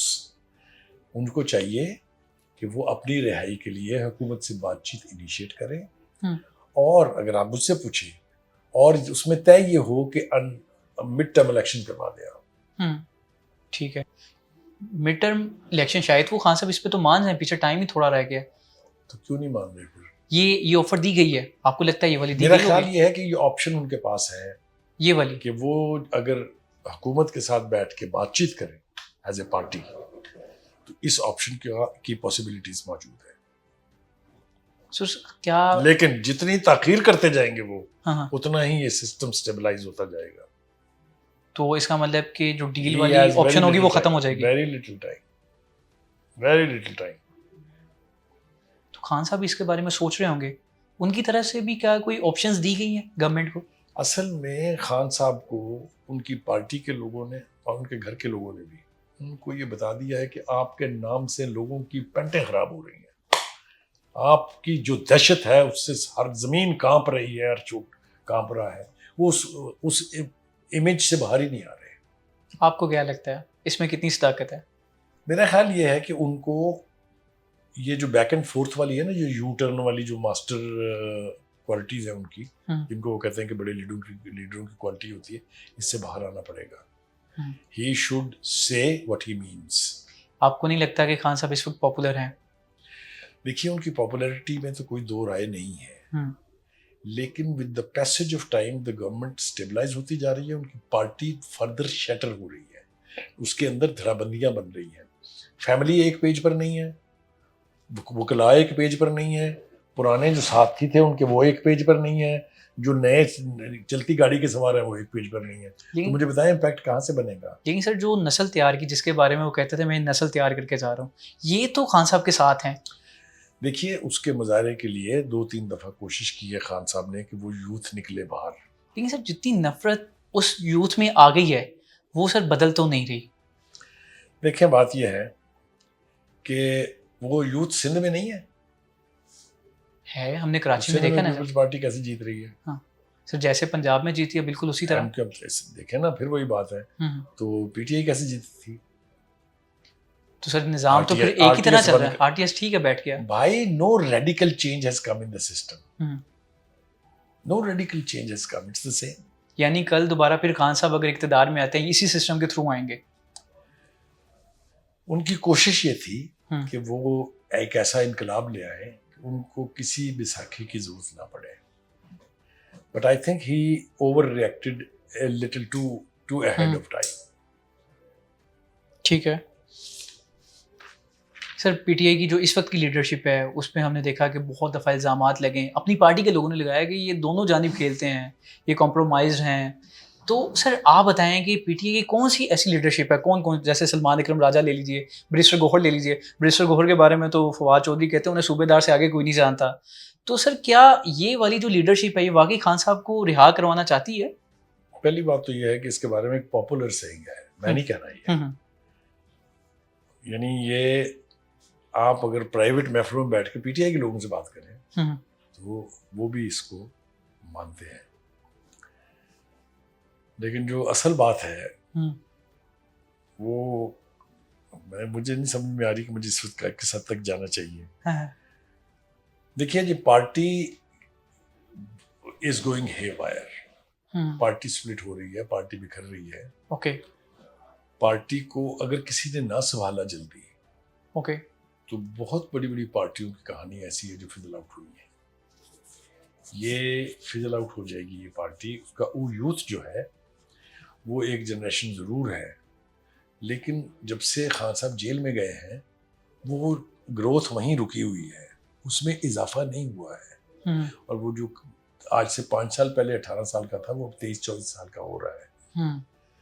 दूसरी बात यह है कि दूसरी पॉलिटिकल पार्टीज अगर लोगों के काम करती रहेंगी इक़्तिदार में रहते हुए, अपनी अपनी कॉन्स्टिट्यूंसीज को खुश करती रहेंगी, तो एक पॉपुलर सेंटिमेंट जो है वो कंप्रोमाइज होगा। सर आपने कहा कि उन्हें एक लीडर की ज़रूरत है, तो आपको क्या लगता है वो लीडर कौन हो सकता है? अलीमा खानम हो सकती है? नहीं, पार्टी में इमरान खान के बाद कोई नहीं है, नून लीग में नवाज शरीफ के खिलाफ कोई बात कोई नहीं है, और पीपल्स पार्टी में जरदारी के बाद कोई नहीं है। हालांकि इधर मरियम है, उधर बिलावल हैं। लेकिन जो सियाने हैं वो ये कहते हैं कि जो पार्टियां इन्होंने संभाल ली हैं ये आगे इनके बस की बात नहीं। और खान साहब ने तो कोई पैदा ही नहीं होने दिया, खान साहब ने तो किसी लीडर को रूम किया ही नहीं है। सर हमने देखा शाह महमूद कुरैशी, यास्मीन राशिद, महमूदुर रशीद, इजाज़ चौधरी, उमर सरफराज चीमा, इन्होंने खान साहब को खतूत लिखे हैं और कहा कि आप गवर्नमेंट से बातचीत करें, मुज़ाकरात करें। लेकिन सर दूसरी जानिब खान साहब ने तहरीक का ऐलान कर दिया है, तो सर ये तो हमें वाज़े अब डिवीजन नज़र आ रही है। देखिए, पहली बात तो यह है कि एक तवील अरसे से हम लोग ये कह रहे हैं कि मुज़ाकरात के बगैर कोई रास्ता नहीं है। जब फौजी क़यादत के साथ रब्ते करने की कोशिश की गई पीटीआई की तरफ से, उन्होंने भी यही कहा, उनका हम आपसे बात करने में इंटरेस्ट नहीं, आप जाएं गवर्नमेंट के पास, उनसे बात करें, जो फैसला वो आपस में आप करेंगे we will stand by that. Right. ये जो खत है ये मेरे ख्याल से पीटीआई की हिस्ट्री में टर्निंग पॉइंट था। ओके। कि खुद वो पार्ट देखें, असल क़यादत कौन सी है पीटीआई, यही है जिनके लिए वो मरते इन हैं। लोगों ने कैटेगोरिकली कहा कि आप हुकूमत के साथ बैठ के बातचीत करें, हमें भी शामिल कर लें इसमें। मेरा जाती ख्याल ये है कि it was a turning point which Khan Sahab has lost a very good opportunity. अगर इस खत को बेस बना के वो अपने आप में थोड़ी सी नरमी पैदा कर लेते और एनकरेज करते डायलॉग को, तो सूरत हाल के संभलने के बेपनाह चांसेस। लेकिन वो तो मुस्तरद कर चुके हैं, उन्होंने तो उठा के फेंक दिए। हाँ। अब आप मुझे ये बताएं कि जिस लीडर को अपनी पार्टी के सीनियर लीडर के मशवरे तक कबूल ना हो, तो फिर क्या हुआ उसके बाद? उन्होंने फिर उनकी खुशनुदी के लिए दूसरा खत लिखा है। लिखना पड़ा ना उनको, बिल्कुल लिखना, परसों सर्वाइव करना पड़ा। तो ये जब हाल हो पार्टी के अंदर, ये तो बाहर की बात नहीं है ना, तो ये वेरी अनफॉर्चुनेट। मेरे ख्याल से it was really a turning point जो बेस बन सकता था सीरियस नेगोशिएशंस की, जिससे कोई ना कोई रास्ता निकलता। देखिए, अभी भी जो सीनियर और सीरियस लीडरशिप है पीएमएलएन की, वो ये कहते हैं कि खान साहब की रिहाई उनके अपने बस में है। मैंने अभी आपको नाम लेके बताया कि इरफान सिद्दीकी ने अभी कल कहा है। इसका मतलब यह है कि he has to, budge is a bad word कि वो झुक जाए, but he has to amend himself. Okay. अपने आप में थोड़ी सी नरमी पैदा करनी पड़ेगी ताकि रास्ता निकले। सियासत में एक्सट्रीम स्टेप्स नहीं होते हैं। सियासत, आपने कहा ना कि वो game of art of possibility, इसकी असल डेफिनेशन ये है कि politics is a game of compromises and give and take. Right. आप अगर उस पर बिलीव ही नहीं करते हैं तो फिर मुझे बताएं कैसे कोई सोल्यूशन निकलेगा? नहीं सर, जिसके साथ ही वो कह दिया जाता है कि खान साहब को माइनस किया जा रहा है, इसलिए अब हम खान साहब को माइनस होने नहीं देंगे, हम इसलिए तहरीक चलाएंगे। खान साहब को माइनस करने की साजिश में इल्जाम तो है ना जी मिलिट्री लीडरशिप के ऊपर और ये पीपल्स पार्टी और नून लीग पे। बिल्कुल। मैं आपको वसूख से कह रहा हूँ, खान साहब को माइनस करने में जैसा अलीमा खान ने कहा था, तो उसकी अपनी पार्टी का बहुत बड़ा दखल है। इसलिए कि जितने बौने लीडर बने हुए हैं, जिस दिन खान साहब बाहर आ गए, ये आपको नाम नहीं मिलेगा ढूंढने से। ओके। ये बिल्कुल ठीक बात है। यानी कि इस वक्त जो पीटीआई की कितनी भी लीडरशिप हमें नजर आती है, वो सारी जो है बोने लीडरशिप जो है वो इसलिए कि मुकदमे लड़ रहे हैं, इसलिए उनको करीब किया हुआ है। जो बाकी लीडर्स हैं उनमें से ये कौन कह रहा है कि हमारे लीडरों में से बहुत सारे जो है वो कम्प्रोमाइज है? ये पीटीआई की अपनी लीडरशिप कह रही मुझे है, बताएं, किसी और के कहने की जरूरत है? मरवत कह रहे हैं। सर क्या ये खान साहब का कुछ ऐसा भी है, वो अपने से बड़ी कोई कद्दावर शख्सियत नहीं बनना चाहते? कोई पीटीआई में ऐसा कोई कद्दावर शख्सियत आ जाएगी जिससे खान साहब का ओरा गिर जाएगा? मेरे एक जानने वाली हैं पीटीआई की, वो देखते हैं सोशल मीडिया, उन्होंने कहा कि हमें बाकायदा तौर पे कहा जाता है कि आपने शाह महमूद कुरैशी की वीडियोस नहीं लगानी, पोस्टर नहीं लगानी, उन्हें ज़्यादा ओरा उनका मजबूत बनेगा। ये अनफॉर्चुनेट बात है, बहुत अनफॉर्चुनेट बात है। डिक्टेटर्स में और क्या होता है? हम्म, जिनको हम डिक्टेटर्स कहते हैं वो अपने बराबर किसी को आने नहीं देते हैं। राइट। अगर सियासी जमात के लीडरों का भी यही एटीट्यूड बन जाए कि उन्होंने किसी को ग्रूम करना ही नहीं है, तो फिर unfortunate, this is very very unfortunate. Najam Sethi पर इल्ज़ाम लगाया, और इल्ज़ाम लगाया है हामिद मीर साहब ने। उन्होंने कहा है कि इनडायरेक्टली इनका मोसाद के साथ ताल्लुकात थे कोई 2-3 माह पहले। सर क्या पाकिस्तानी एक सहाफ़ी, मोसाद इजरायली एजेंसी है, हमारे यहाँ जो सबसे दुनिया की बुरी तरीन एजेंसी अगर हम किसी को समझते हैं वो मोसाद है, तो सर क्या एक सहाफ़ी के इंडायरेक्टली उनसे ताल्लुकात हो सकते हैं? पहली बात तो ये कि खुद उनके बारे में भी बहुत सारे लोगों ने बहुत सा कुछ कहा हुआ है हामिद मीर साहब के बारे में। जी, मैं समझता हूँ कि उनको ये नहीं कहना चाहिए था। हम्म। और मैं वसूख से कह सकता हूँ कि कोई भी बात और उनके बारे में कही जा सकती है, लेकिन नजम सेठी जैसा बंदा कभी इस तरह की हरकत करने का तसव्वुर भी नहीं कर सकता है। मैं उनके बिहाफ पे बड़े वसूख से कह रहा हूँ। इसलिए हामिद मीर साहब को चाहिए कि वो या तो इसको रिट्रैक्ट कर लें, कह दें कि मुझसे गलती से हो गया ये, वरना उनको ये साबित करना नामुमकिन होगा उनके लिए। लेकिन सर इस तरह की स्टेटमेंट जब नहीं इसराइल देनी को एक्सेप्ट करने की बातें हो रही हैं, मैंने कहा है कि नहीं देनी चाहिए। और इसराइल को एक्सेप्ट करने के बारे में मैंने आपको कैटेगोरिकली बता दिया कि अभी मुझे कोई इतना बड़ा कदावर लीडर पाकिस्तान में दिखाई नहीं देता जो ये फैसला करे और फिर सर्वाइव भी कर जाए। सर आपने कहा कि मीर साहब पे भी इस तरह के बहुत सारे इल्ज़ामात हैं। सर किस तरह के इल्ज़ामात हैं?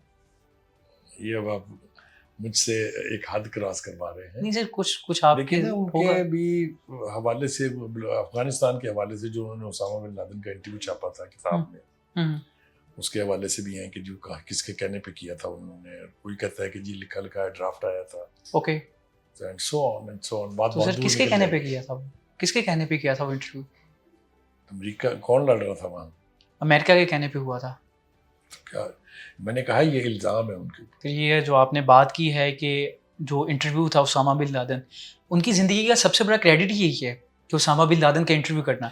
आपने ड्राफ्ट उन्हें लिखा हुआ है। कुछ लोग ऐसे हैं जो कहते हैं कि इनकी ना कोई मुलाकात हुई थी उसामा बिन लादेन के साथ, और ना ही कोई इंटरव्यू इन्होंने बराह रास्त लिया था। ये लोग कहते हैं। मैंने आपको ये बताया कि जो जिस तरह का इल्ज़ाम उन्होंने नजम सेठी पर लगाया है, नहीं लगाना चाहिए था उनको।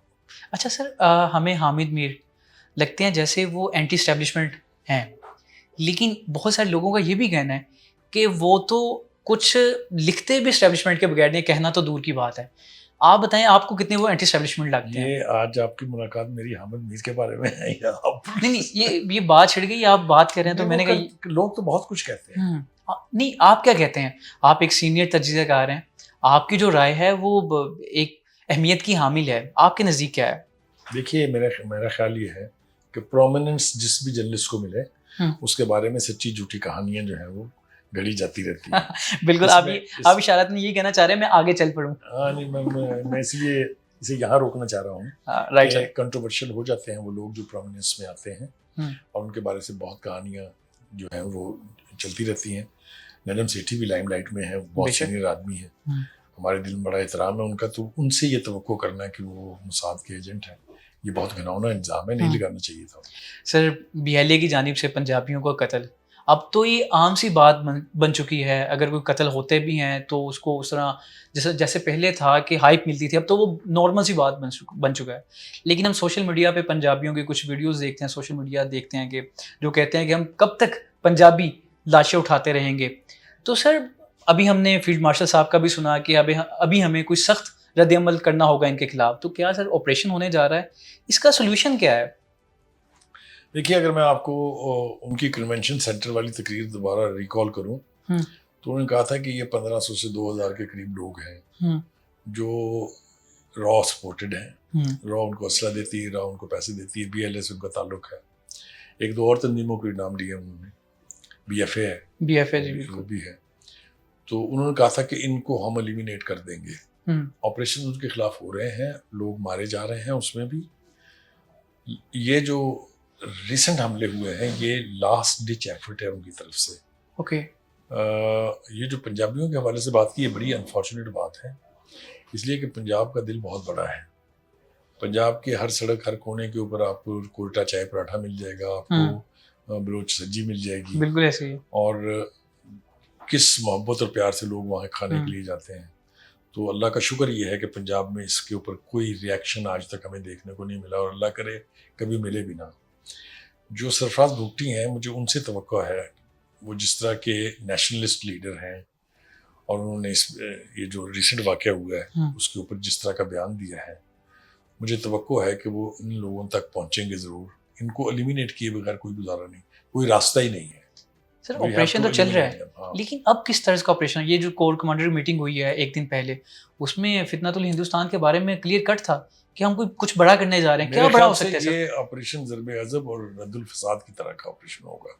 लेकिन सर जो पाकिस्तान की सियासी जमातें हैं, JUI ले लीजिए, आप PTI ले लीजिए, वो तो मुखालिफ है इस ऑपरेशन की, इस पहली ऑपरेशन बात तो की। ये है कि वो मुखालिफ हैं उस ऑपरेशन के जो ऑलरेडी लॉन्च हुआ हुआ है, विच इज़ इस्तेहकाम पाकिस्तान जी जी। प्रोजेक्ट।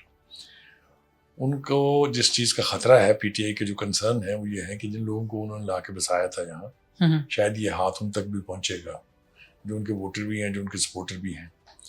लेकिन इस कंसर्न को एक तरफ रख के अगर आप पाकिस्तान की इंटेग्रिटी के हवाले से सोचें तो nobody is our friend who is against Pakistan. मेरा ज़ाती ख्याल ये है कि एक बड़े ऑपरेशन, मिलिट्री ऑपरेशन की ज़रूरत है। एरियाज़ हैं वहाँ पर बलूचिस्तान में जहाँ पर इनकी कंसंट्रेशन है, वहाँ जिसको कहते हैं ना एक्सटेंसिव ऑपरेशन करना पड़ेगा, road to road, room to room, house to house, तब जाके इनकी स्कैनिंग होगी, तब जाके ये फितना जो है काबू में आएगा।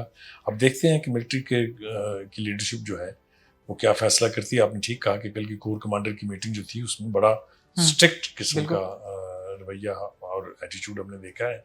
देखते हैं कि अब ये ऊँट किस करवट बैठता है। ये अफगानिस्तान के लिए दरवाजे खोलना, मेहमान नवाजी के लिए हाथ फैलाना, इसने नुकसान नहीं पहुंचाया हमें? हाँ, बस इमरान खान साहब उसकी तो अभी भी कीमत हक हम में है कहीं ना कहीं। कई दहाइयों से वो कीमत हम अदा कर रहे हैं, और इनके दौर में उसमें और ज़्यादा अरूज उसको हासिल हुआ जब वो प्रेसिडेंशियल पार्डन्स दी गई उन लोगों को जिनको सजाएं हुई भी थी यहाँ टेररिस्ट एक्टिविटीज़ के हवाले से। फिर खुद खान साहब ने बैठ के कहा कि 40,000 के करीब हम लोग ला के बसा रहे हैं, जिनमें से 8-10 हज़ार के करीब वो कहते हैं जंगजू हैं, मगर वो भी ठीक हो जाएंगे। तो जब आप इस तरह के काम करेंगे, जेलें तोड़वाएंगे, वहाँ से आप फरार करवाएंगे। आपको याद होगा DI खान की जेल, बिल्कुल की जेल टूटी थी। तो अनफॉर्चुनेट है ये, हमें इन ऐसे लोगों को ना स्पॉन्सर करना चाहिए, ना इनकरेज करना चाहिए। वो जो पाकिस्तान के वजूद के खिलाफ हैं वो हमारे दोस्त कैसे हो सकते हैं। तो anyway this is very unfortunate. हम तवक्को करते हैं कि हमारी फ़ौज जो है वही हमारी जान इनसे छुड़वा सकती है। सियासी हुकूमतों के बस की बात नहीं। सर अब तक की इस गवर्नमेंट की कारकर्दगी, अगर सतह गुरबत से देखें तो 44% लोग नीचे आ चुके हैं।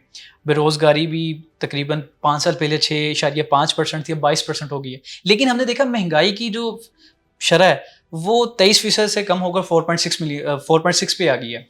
सर महंगाई की शरह तो कम हुई है लेकिन बाकी चीज़ें बढ़ चुकी हैं, और आम आदमी अभी भी शिकवा ही करता है कि हमारे लिए कुछ बेहतर नहीं हो रहा। तो सर आप इस गवर्नमेंट की कारकर्दगी को कैसे देखते हैं? देखिए, इस गवर्नमेंट को जो दो बड़े चैलेंजेस थे, एक थी इकोनॉमिक स्टेबिलिटी और दूसरी थी isolation in the international world. अगर आप प्योरली इनको इन दो चीज़ों पर परखें तो आप उनकी परफॉर्मेंस को अगर एक्सीलेंट नहीं तो रिमार्केबल ज़रूर कहेंगे। ओके, कोई दो राय नहीं इसके बारे में। क्योंकि आप ये देखिए कि IMF के बारे में खतूत लिखे गए, मुजाहरे किए गए उनके हेड ऑफिस के सामने कि कर्जा ना दें, और पाकिस्तान की गवर्नमेंट ने इंश्योर किया कि हम उनसे ऐसी डील करें, ऐसे हालात उनको दिखाएं कि वो कर्जा मिला। हमारे दोस्तों के बारे में कहा गया कि जाएंगे वहाँ तो जूतियाँ पड़ेंगी इनको, अब इस दफ़ा कोई मुंह नहीं लगाएगा। उसी सऊदी अरब ने रोल ओवर किया, उसी चाइना ने रोल ओवर किया, उसी UAE ने रोल ओवर किया, एंड सो ऑन, एंड अब वहाँ इन्वेस्टमेंट के लिए भी आ रहे हैं। तो इस एतबार से तो इनकी परफॉर्मेंस जो है इज रिमार्केबल। राइट। बात आपने ठीक की है कि कीमतें कम करने का मतलब ये नहीं है कि ग्रास रूट लेवल पे आम आदमी की ज़िंदगी आसान हो गई है। बिजली के बिल देख लीजिए, गैस की कीमतें बढ़ना देख लीजिए, पेट्रोल की कीमतें बढ़ना देख लीजिए। तो ये मैं ज़रूर आपके साथ इत्तेफाक करता हूँ कि ग्रास रूट लेवल पर भी आम आदमी की ज़िंदगी इतनी बेहतर नहीं हुई है कि आपको लगे कि मुआशरे में कोई चेंज आई है। हाउएवर, हैविंग सेड दैट, मेरा ख्याल ये है कि अगर ये गवर्नमेंट रहती है, स्टेबिलिटी इसमें मज़ीद और आती है, तो ये तवक्को ज़रूर की जा सकती है इनसे कि ये बेहतरी की तरफ जाएंगे। लेकिन जैसा मैंने कहा कि हर गवर्नमेंट जो है वो अपनी परफॉर्मेंस के एतबार से ही गेज की जाती है, एनालाइज की जाती है। Let us hope for the best. Sir बस हम इख्तितामी मराहिल की तरफ जाएंगे। सर हमेशा भारत का नैरेटिव दुनिया भर में मजबूत माना जाता था, समझा जाता था, लेकिन अभी हाल ही में जो जंग हुई, ऑपरेशन बुनियानुल मरसूस हुआ, इसके बाद हमने देखा कि पाकिस्तानी बयानिए को सपोर्ट भी मिली, मजबूत भी समझा गया। सर इसकी क्या वजह थी? क्या हमने स्ट्रेटजी कोई मजबूत बनाई थी इंटरनेशनली फोरम्स पे जाके? हुआ क्या? और इस बयानिए को मज़ीद कैसे मजबूत किया जा सकता है?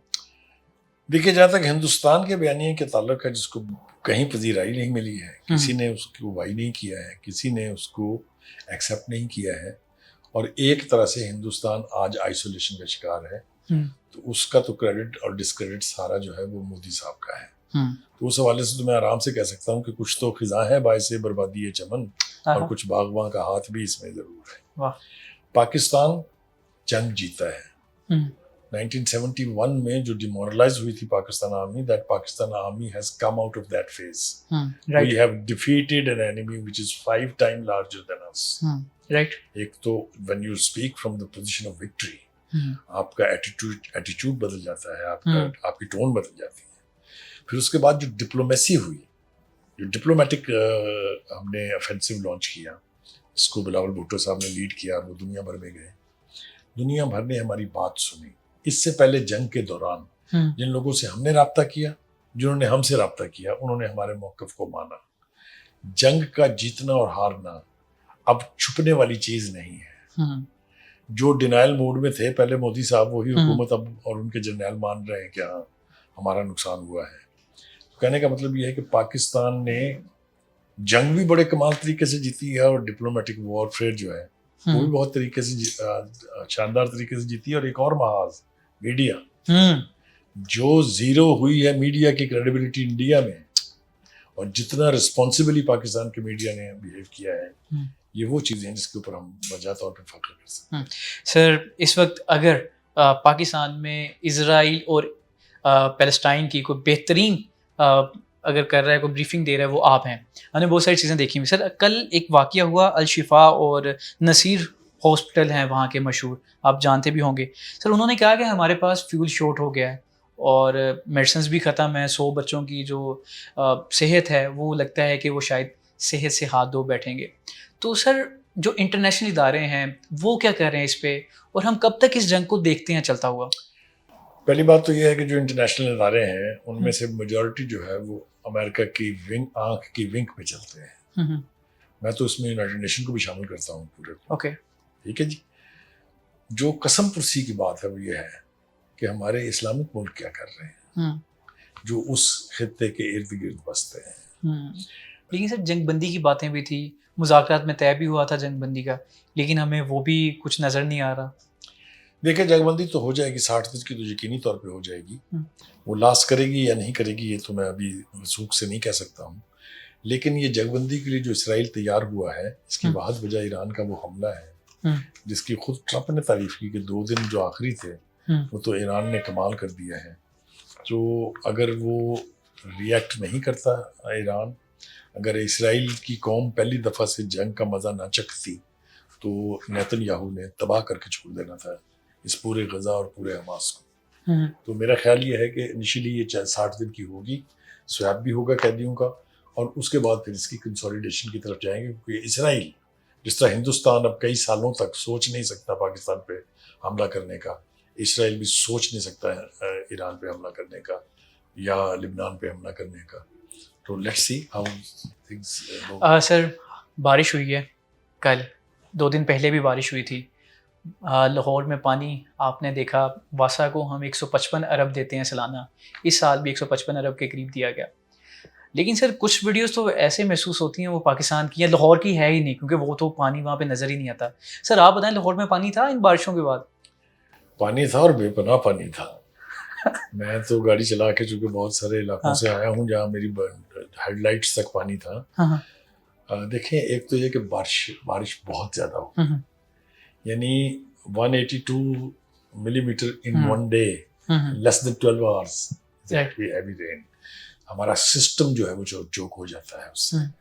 लेकिन ये बात मैं आपकी मानता हूँ कि जिस तरह दावा किया गया कि कहीं कोई पानी नहीं है, वो बिल्कुल बेमानी वीडियो बात सर है। हमें तस्वीर हाँ, मिली वीडियोस। वो मेरे ख्याल से बेमानी बात थी। बहुत जगह पे बहुत बुरा हाल था हम्म। और कुछ जगह पे अभी भी है। अभी भी है। बल्कि जब आप ऑफिस आते हैं आपको ऑफिस के बाहर भी कुछ पानी मिला मैंने होगा। कहा ना कि वो ऑल इज नॉट वेल। हम्म, वो पानी ने बहुत बुरा हाल किया इस दफा। हाँ। लेकिन आप माजी की तरफ पलट के देखें तो 6-6 दिन हफ्ते हफ्ते पानी नहीं निकलता था। सर हम ये कहते हैं पानी ठीक है। अमेरिका में देखें बारिशों के बाद कितना बुरा हाल है, लेकिन सर जब हम इस तरह की वीडियोस और तस्वीर अपलोड करेंगे तो पॉजिटिव की बजाय नेगेटिव ज्यादा हाँ, वो फैक्टर रेज नहीं होगा? प्रोपेगेंडा मशीनरी जो है बहुत एक्टिव हो जाती, नहीं होनी चाहिए। हाँ, ठीक कह रहे हैं आप समझते हैं पानी हाँ, था। बहुत था। सर बहुत शुक्रिया, लेकिन मैं अब कुछ पर्सनली आपके बारे में जानना चाहूँगा। सर ये बताएं कि क्या राज है, आज भी आप एक्टिव हैं माशाल्लाह इतनी उम्र के बावजूद? सुबह क्या करते हैं, सबसे पहले क्या उठ के करते हैं? बड़ा टेढ़ा सवाल है ये, इसलिए कि मैं कुछ भी नहीं करता इसके लिए। मेरी जिंदगी में एक्सरसाइज नाम की कोई चीज नहीं है। हाँ हाँ मैं यहाँ से जाके रात को 3 बजे खाना खा के वहीं उसी बिस्तर पे सो जाता हूँ। हाँ। तो ये सवाए उसकी जात के कर्म के और कुछ नहीं। सर ये मैं सवाल बिल्कुल नहीं करना चाहता, लेकिन फिर भी गुस्ताखी समझते हुए आपने कबूल कर लेना है। सर हमारे यहाँ ये बड़ा मशहूर है कि जो सहाफ़ी होते हैं वो हसीनाओं को बहुत पसंद करते हैं, वो हुस्न की तरफ बड़े राग़िब होते हैं, मोहब्बत बहुत जल्द हो जाती है। आपको तो शायरी से पहले ही बड़ा शगफ़ है। तो सर आप बताएं, एक सहाफ़ी को क्यों मोहब्बत से इतना लगाव होता है, और सलीम बुखारी का इसके बारे में क्या है राय? देखिए, पहली बात तो ये है कि ये बात सहाफ़ियों तक महदूद नहीं है। लेकिन इसके साथ बहुत जोड़ा जाता है। हर आदमी जो पैदा हुआ है, मर्द और जवान है, हाँ और किसी भी एज में है, हाँ हाँ। अगर उसके दिमाग और दिल में मोहब्बत नहीं है तो मेरे ख्याल से वो इंसान ही नहीं है। एक तो ये जर्नलिस्टों को चूंकि एक्सेस बहुत होती है माशरे में, इसलिए अच्छा उनके ये दास्ताने हाँ। ज्यादा है। और दूसरी बात यह है कि मैं भी इन्हीं में से एक इंसान हूँ, और बहुत लंबी चौड़ी दास्तानें हैं। किसी और वक्त बैठ के उसको तफसील से करेंगे, लेकिन इंसान हो और हुस्न का पुजारी ना हो, हाँ ये बात मुझे कभी आज तक समझ नहीं आई है। हाँ जैसा कहते हैं ना कि beauty is in the eyes of the beholder. अरे हुस्न जैसा मर्जी हो, जब तक आपको वो हसीन नजर नहीं आएगा हाँ तो असल बात जो है वो बंदे के अंदर है।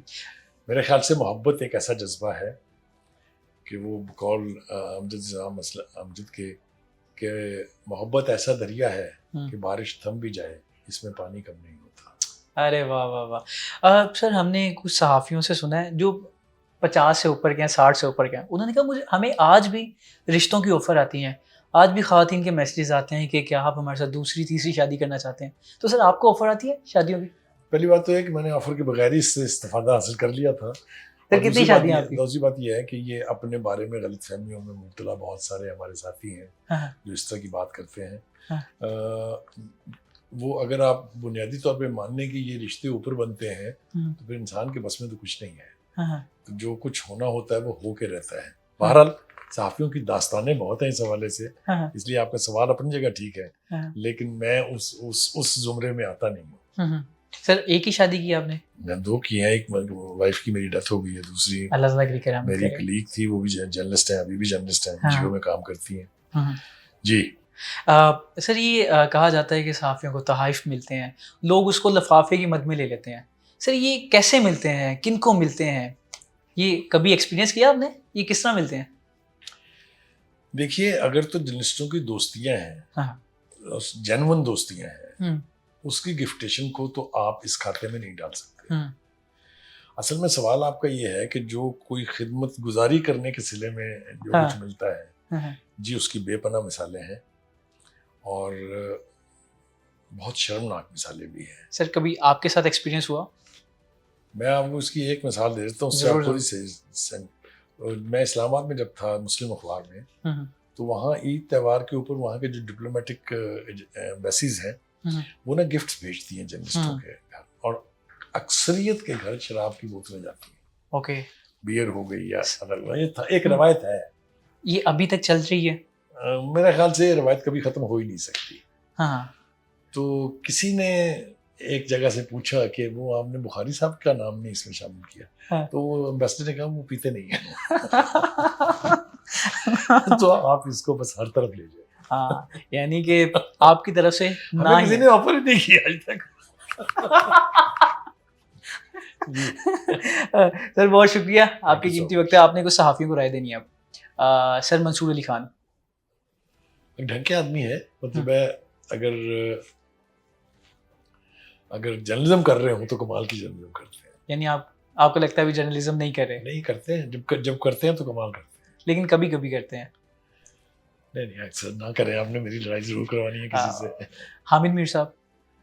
नहीं, हामिद मीर साहब हमारे पुराने जर्नलिस्ट हैं, आप देखें उनको ये प्रोग्राम करते हुए कितने साल। सर आपने सिर्फ राय देनी है उन्हें, एक राय देनी है कि भाई आपने ये करना है। और मेरे ख्याल से हामिद मीर साहब से मैं कहना चाहूंगा कि एक तरफ के हो जाए। सर मतीउल्लाह जान। मतीउल्लाह जान हमारे साथी थे। हाँ। वो किसी स्टेज पे आके आदमी पटरी से उतर जाता है, पटरी से उतरे हुए हैं। अभी वो पटरी पे वापस आ जाएं, क्या राय होगी? आ जाएंगे, उनमें कैपेसिटी है आने की। सर मुबशिर लुकमान। मुबशिर लुकमान भी मतलब है ढंग के आदमी थे। हाँ थे। हाँ ढंग के, लेकिन वो भी अगर स्ट्रिक्टली जर्नलिज्म करने पर आ जाएं, उन्होंने बहुत कमाल के काम किए हुए हैं, कोई दो राय नहीं इसके बारे में। वापिस आ जाएं वो अपने, आ जाएंगे। ओके। सर अब कुछ ऐसे सहाफ़ी हैं जो बड़े कंट्रोवर्शियल माने जाते हैं पाकिस्तान में। इमरान रियाज खान, उसके बारे में क्या कहूँ? राय दें सर कुछ। मेरा ख्याल है उस इमरान रियाज को वापस इमरान रियाज बन जाना चाहिए। डॉक्टर मोहित पीरज़ादा। वो अब ठीक होने की हदूद से बाहर है, अब हाथ से निकल चुके हैं, हो गए हाथ सर राय क्या होगी आपकी उनके लिए? वो भी ढंग के आदमी थे, उनको देखें, जर्नलिस्ट पार्टिजन नहीं होना चाहिए। अब हम ना बैठ के प्रोग्राम करते हैं तो हमारे बारे में प्रोग्राम के नीचे लिखा होता है लिफाफी, लेकिन अगर आप पता करें तो वो पीटीआई के लोग हैं। वो समझ आती है, इसलिए कि आप किसी एक का देखें ना, एक वक्त में दो गलत नहीं हो सकते हैं। जब आप कंपैरिजन कर रहे हैं, कोई एक ठीक है कोई दूसरा गलत है, राइट, बिल्कुल दुरुस्त। तो उसमें अगर गालियां पड़ती तो हम खाते हैं, बड़े आराम से पढ़ते हैं, मजे लेते हैं। समी इब्राहिम, ये भी हमारे साथी थे मुस्लिम अखबार के दौर के। वो भी वही क्लास है। ये इमरान रियाज, ये मोहित पीरज़ादा, ये जो नाम आपने अभी लिया, ये समी इब्राहिम, ये सारे उसमें होके उनका जो एक स्टेचर था वो भी उन्होंने कम्प्रोमाइज कर लिया। और आखिर में सलीम बुखारी। राय देनी है आपने, राय देनी है। बेवकूफ आदमी है, राय देनी है उसको चाहिए कि ढंग की बात करे, बाज़-औक़ात आपे से बाहर हो जाते हैं। Sir thank you so much. मेरा बिल्कुल भी दिल नहीं कर रहा ख़त्म करने को, लेकिन आपका कीमती टाइम हमें मिला, यही हमारे दूसरी दफ़ा आपसे इत्तेफाक हुआ बैठ के बात करने का। मुझे दोनों दफ़ा मज़ा आया, मैंने पिछली दफ़ा भी आपसे कहा था। सर बहुत शुक्रिया। आप जो अच्छी बात है आपकी वो ये कि आप अपना होमवर्क करके आते हैं। Sir thank you. हमेशा कहते हैं सलीम बुखारी साहब से कोई बात कर रहे हो तो कोई ना कोई बहस छिड़ जाती है, क्योंकि इनकी जो बात होती है वो एक नई बहस छेड़ती है, फिर सनसनी फैलाती है। आज भी आपको मुझे लगता है बहुत सारी बातों से इख्तलाफ होगा, कॉन्फ्लिक्ट होगा, लेकिन आपने उसे कबूल करके अपना सवाल कमेंट सेक्शन में बताना है। दीजिए इजाज़त, अल्लाह ने के बाद।